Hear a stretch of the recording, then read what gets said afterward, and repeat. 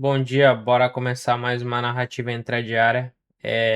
Dentro do cenário geopolítico, voltou a ter uma escalada nas tensões entre Estados Unidos e o Irã, onde novos ataques têm sido realizados, de ambos os lados.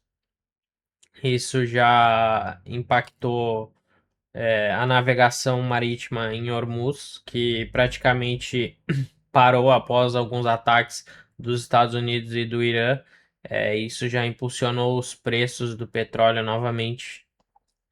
E vamos ver como que o mercado vai seguir reagindo a essas headlines, aumento nas tensões, até porque o Trump já deu declarações que ele não está mais com intenção de negociar com o governo do Irã. Ontem, na quarta-feira, a gente teve as atas da reunião do FONC, que mostrou um comitê bastante dividido, onde 9 dirigentes estavam a favor de uma nova alta nos juros ainda em 2026, enquanto 8 apoiavam uma inalteração dos juros. E eles estão bem preocupados com a relação da inflação ainda, que mesmo com o alívio gerado pelos dados do payroll ali, que tenderiam a trazer uma margem para talvez um corte nos juros, é, essa reescalada no conflito entre Estados Unidos e o Irã reacende a expectativa de reaceleração inflacionária, que por si só já tende a acabar com esse alívio que o payroll tinha trazido de certa forma. Então, a gente pode olhar na CME aqui, que a expectativa de aumento de juros ela vem crescendo cada vez mais.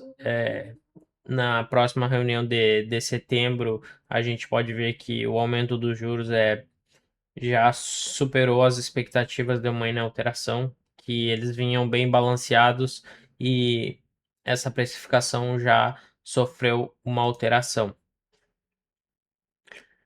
No dia de hoje, a gente tem pedidos iniciais por seguro-desemprego, alguns dados sobre o mercado imobiliário, mas fora os dados de pedidos iniciais por seguro-desemprego, nada que vá ter grande impacto nos preços dos ativos. Então a gente vai para o gráfico para ver quais as possibilidades para o dia de hoje. É, a gente sabe que essa reescalada no conflito ela acabou impulsionando os preços do petróleo novamente. O Brent já se aproximando dos $80, o CL1 já está acima dos $70. Só que a gente já encontra algumas divergências no dia de hoje, onde petróleo está subindo relativamente pouco, agora 1%, mas petróleo e metais subindo, títulos em divergência, os títulos de curto prazo caindo e os de longo prazo subindo, dólar em torno do 0 a 0, emergentes em torno do 0 a 0 também, e renda variável tá bem mista. Índices asiáticos fecharam em divergência, os índices europeus agora estão operando em divergência e o Nasdaq, as empresas do Nasdaq também estão com um pouco de divergência. Então, agora pela manhã o fluxo ele não está muito direcional. Existe uma grande probabilidade do mercado tá absorvendo os impactos dessas headlines, esperando para ver o quão impactante isso vai ser e se realmente essa vai ser a postura de ambos os governos. Mas, dado esses acontecimentos, a expectativa é sim de um fortalecimento do dólar, porque, como a gente sabe, a expectativa de inflação mais alta, tende a gerar expectativas de juros futuros mais altos. E a gente pode ver que o título de 30 anos está quase 5,1%, ele vinha abaixo dos 5% e está em uma leve alta agora. Então a gente pode esperar uma alta no dólar. Ele já vinha operando com uma estrutura de alta, fazendo rompimentos e fazendo pullbacks. Ele já tinha feito pullback nessa região, que dentro do range de M15 já estava nos 50% do movimento, uma região de demanda. Ele poderia sim ter corrigido mais, só que com o aumento das expectativas de reaceleração inflacionária, o dólar tende a seguir ganhando mais força. A gente pode ver que dentro desse cenário ele já capturou a liquidez desses fundos dentro dessa estrutura e dentro desse movimento ele já vem fazendo movimentos de alta. Então, num time frame menor, a gente pode pensar em dar continuidade a esse movimento, rompendo esses níveis e voltando com uma desaceleração, um realinhamento do fluxo, pegar um movimento comprado a favor dos próximos alvos.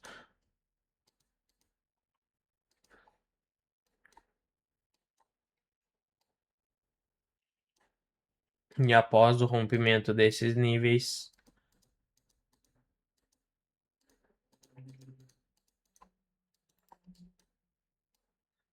buscar sempre a favor dos próximos alvos.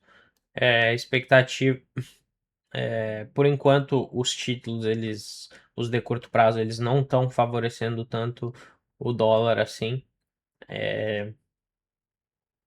Mas se o petróleo começar a ganhar mais força e os títulos começarem a ganhar mais força, reforçam ainda mais esse cenário de alta no dólar. E caso ele faça uma rejeição desses topos e venha corrigir mais, então esperar por um realinhamento do fluxo em níveis mais baixos, após a captura da liquidez desses fundos com realinhamento de fluxo.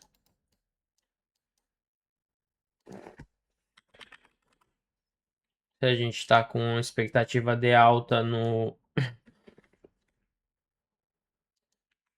dólar, expectativa de queda nas moedas emergentes.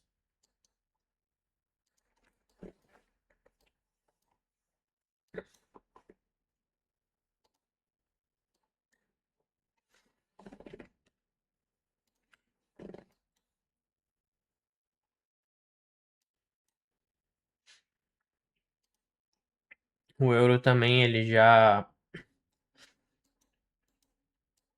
atingiu esses níveis e com o rompimento desses níveis dá para dar continuidade ao movimento de queda para buscar os próximos alvos.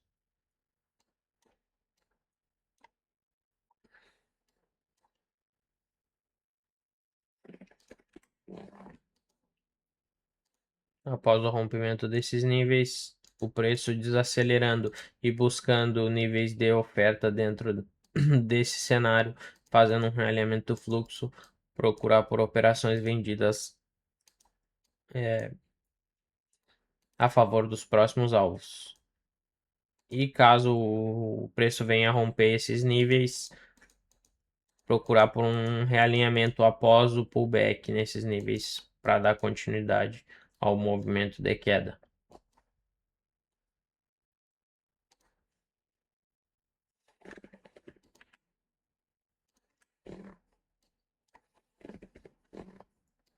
Ouro acabou fazendo uma boa correção dentro desses níveis aqui, fez uma captura de liquidez desses níveis, atingiu um nível de demanda bem interessante e ele já está estruturando um novo movimento de alta